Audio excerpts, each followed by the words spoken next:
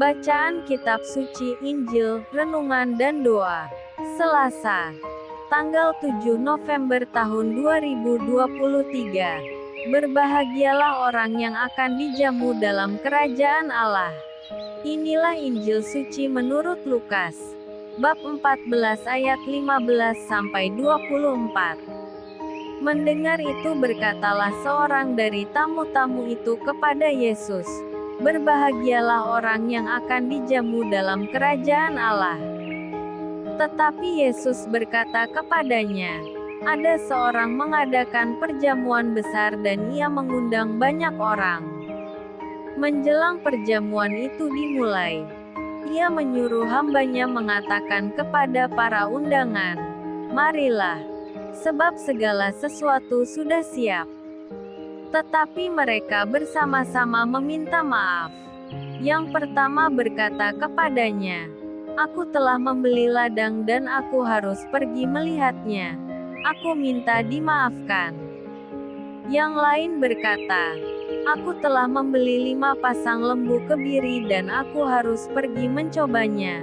Aku minta dimaafkan.' Yang lain lagi berkata, 'Aku baru kawin dan karena itu aku tidak dapat datang.'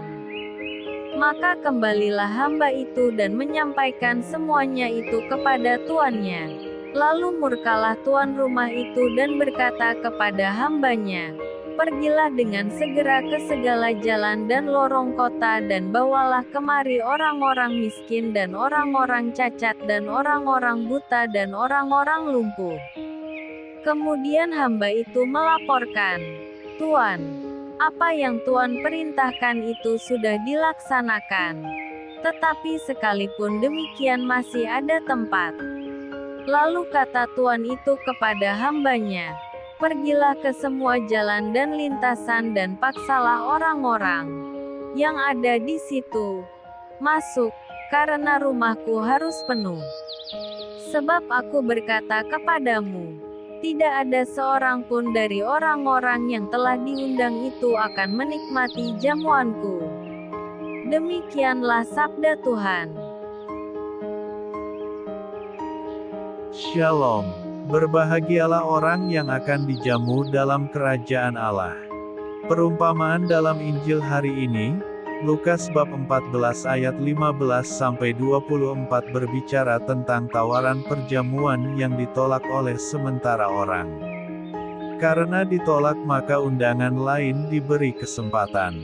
Tetapi, itu tidak berarti bahwa orang yang menerima undangan bisa seenaknya saja berperilaku dalam perjamuan. Ada aturan main yang pantas diperhatikan. Tawaran kasih Allah mengundang orang beriman untuk ikut dalam perjamuan. Dibutuhkan kesanggupan, kesediaan secara pribadi, ya, yang sejati untuk ikut serta dalam perjamuan. Kesanggupan seperti itu merupakan tantangan bagi setiap orang yang mau serius dengan imannya. Warta Injil ini tetap berlaku bagi kita sekarang. Panggilan dan tawaran Allah masih bergema dalam kehidupan ini.